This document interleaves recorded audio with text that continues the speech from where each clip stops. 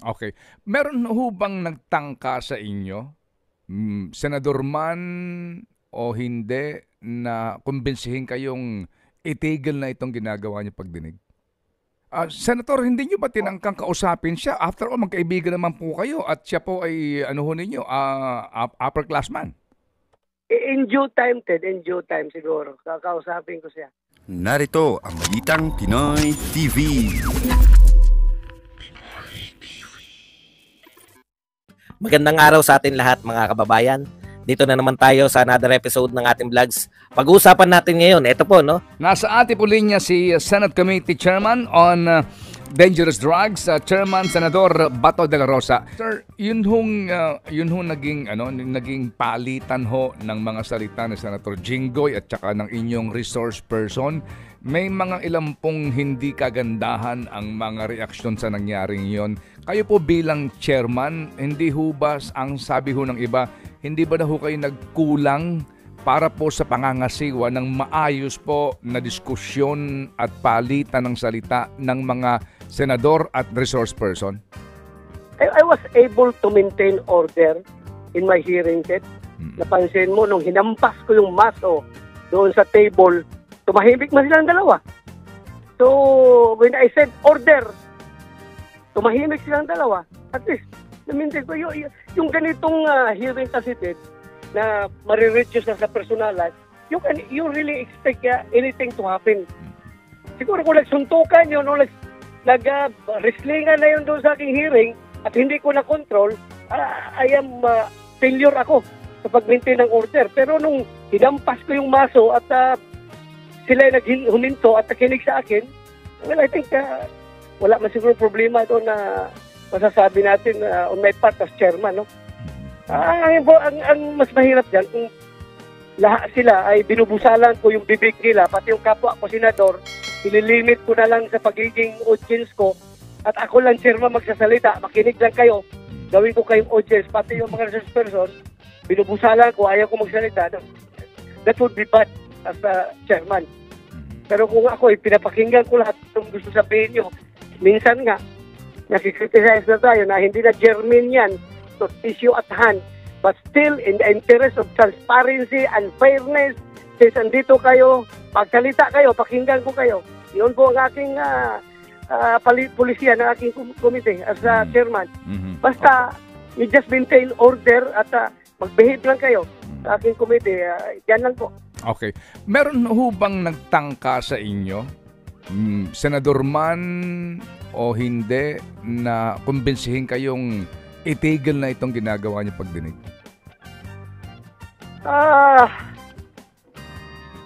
Personally, walang nagsabi sa akin. Huwag niyo sabihin na nag-isip ako bago sumagot, ha. Nag-isip ako dahil talagang inanalyze ko yung mga napag-usapan namin ng mga kapwa ko senador, kung ako ba'y kanilang kinumbinsi. Wala pong nagkumbinsi sa akin. Yun lang sigurong yung attendance ni Attorney Paquito Ochoa, hindi pa ako pinag-uusapan na wag nang pa-attendin, pero on the public hearing naman, openly, tinatanong ng ating mga kasamahan yung relevance ng presensya niya, kasi bakit daw pag sinabi ganito, hearsay, walang personal knowledge. Si Senator Jinggoy nag-cite yan, si Senator Chis nag-cite yan sa aking hearing, at sinagot ko rin naman sila kung bakit minabuti kong itawag, dahil nga sabi nila wala daw personal knowledge kung yung pagbigay ng instruction. Sabi ko, i-define natin yung personal knowledge. Yung personal knowledge ba ay talagang, yung pag sinabi yung personal knowledge on the act, yung ginawa instruction, na pagbigay ng instruction to Gadapan na huwag na ituloy yung operation, wala siyang personal knowledge talaga doon, dahil wala man siya doon sa nung nangyari pagbigay instruction. Pero mayroon siyang personal knowledge as far as the information is concerned, na si Jojo Ochoa ay nagbigay ng instruction kay Gadapan as an information na nirelay sa kanya by Gadapan. So, masyadong debatable yung personal knowledge na yan. So, yung personal knowledge na yun, about that information, na from Gadapan. So, yun lang sa akin. Kasi kung masyado tayo magiging technical about it, ay parang mapusasan yung ating Senate hearing. Hindi natin makuha yung katotohanan. Okay. Sir, sino ho yung upperclassman ninyo na inyo pong tinutukoy dito na kaninyo ipinagtanggol pa ho ninyo? Opo, at nakatapos po ng matiwasay sa 6 years na term sa Duterte administration. Sino ho ito? Ito ba'y cabinet secretary? Basta nasa gobyerno pa rin siya hanggang ngayon, Ted, at very sensitive yung kanyang position. Sige lang, I will tell you kung sino yung tao na yan. Opo. Ito hong taong ito nasa National Security Council? Basta nasa gobyerno pa rin siya. Sige lang, Ted, huwag mo muna akong interrogate about that at baka mapilitan kong sabihin. Kasi kaninyo dito, yun ho bang, ito ho kasing inyong tweet na ito o post, no, ay damdamin nyo sama ng loob ito ito ho yung sama ng loob nyo na kinukumbinse ang mga pulis. Active ho ba ito or retired na mag-testify against you?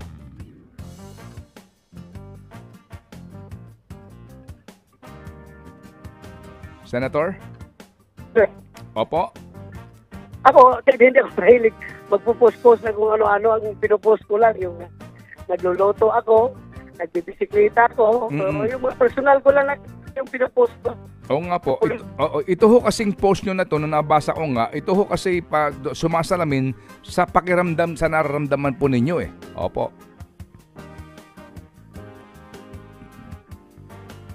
So, hello Senator? Hello Senator? Paki-check mo nga baka nasa biyahe si Senator Bato. Oo. Oras ngayon, ganap ng 12 minutes after 9 o'clock. Ito ho ang marahil ay huli kong katanungan kay Senator Bato bago ho siya bumalik sa kanya po pinagkakabalahan ngayon kasi ang daming trabaho daw ni Senator ngayon Naghahabol yata sila sa ilang po mga session. Pero yun nga, hoping, ayan. Naputol na. Nawala na. Subukan po natin kung makokontak po natin ulit. Pero nabanggit niya na after nung hearing sa Monday, hopefully makagawa na siya. No? Ng committee report. Tingnan natin kung sakasakali nga po na sisiputa daw po si Attorney Paquito Jojo Ochoa dito po sa kanilang imbitasyon na ito. Nasa linya ulit. Eto na. Okay.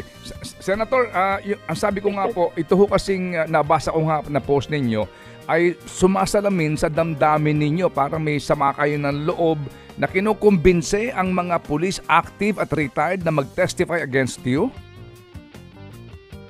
Yun nga, lumabas lang yung sama ng loob ko. Talaga nagpapalabas ako ng sama ng loob. Dahil nirespeto ko yung tao, inaangaan ko, tapos gano'n ang gagawin sa akin, tinulungan ko pa ng gusto, tapos gano'n ang gagawin. At and to think, Ted, ito'y mayroon pang ibang implication dahil nga nakailang bisis na sinabi ni Pangulong Marcos na never siya mag-cooperate at never niya i-allow ang mga government official na mag-cooperate sa investigation ng ICC. Sabi pa nga ng DOJ, nakakasuhan nila yung mga taong gobyerno na mag-cooperate sa investigation ng ICC. Tapos ngayon, here comes itong mga tauhan nila na iba yung sinasabi ng presidente, iba ang ginagawa ng mga tauhan nila. So, implication dito. Pero still, naniwala ko sa Pangulo. Naniwala ko sa Michael. May ginagawa ng against national policy. Itong mga tao nila, dapat mananagot ito sa kanya. Hindi dapat niya ito pabayaan dahil hindi po maganda yung ganyang yung patalikod na pag-disobey ng pulisiya ng ating Pangulo. Senator, hindi nyo ba tinangkang kausapin siya? After all, magkaibigan naman po kayo at siya po ay upperclassman. In due time, Ted. In due time siguro. Kakausapin ko siya. In due time, pero wag mo na ngayon. Opo. Pero sa ngayon ho ba, as in pati po iba na mga dating nakaupo nung panahon ni Pangulong Duterte ay isinasama? Hello? Hello? Opo. Sa pagkumbinsi to testify o kayo lang po dito ang tinatarget nitong sinasabi niyo na hello, Senator? Napuputol. Sige. Senator? Hello, Senator. Sige po. Salamat po na marami, Senator. Kasi nga baka si Senator Bato ay mobile eh. Sige, ako lang yung magpapasalamat sa kanya kung sakasakaling mababalik siya sa linya, no? Kasi hello. Hello, Senator. Sige po. Yes. So, in due time, when will that due time be? Depending my conscience. Sige po. Kung Okay. gusto ko sabihin o hindi.